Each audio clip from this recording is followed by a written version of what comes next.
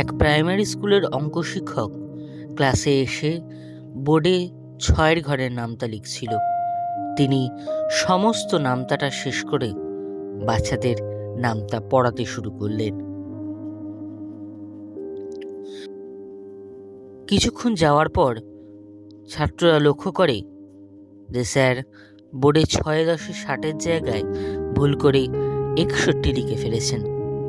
এটা দেখা মাত্র গোটা ক্লাস হেসে ওঠে। তারা শিক্ষককে বলতে থাকে, স্যার ৬-১০-৬০ হয় স্যার, আর আপনি ৬১ লিখেছেন।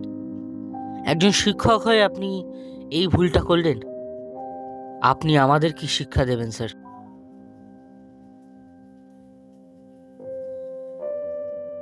আপনার কাছে পড়লে আমাদের ভবিষ্যৎ তো অন্ধকার হয়ে যাবে স্যার।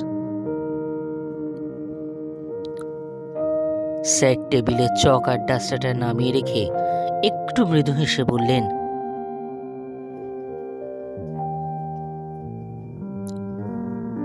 আমি বাকি ৯টা ঘরের গুণ যখন সঠিক লিখলাম তখন তোমাদের কারুর একবারও চোখে পড়ল না।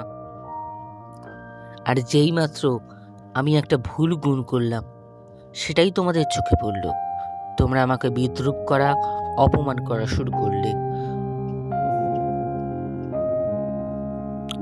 আমাদের বর্তমান সমাজেও এমন কিছু মানুষজন আছে যারা আমাদের ভুলটা আমাদের চোখে আঙুল দিয়ে দেখিয়ে দেওয়ার জন্য মুখিয়ে থাকে। আমরা হাজারটা ভালো কাজ করলেও তাদের মুখ থেকে একটা টু শব্দও বেরোয় না।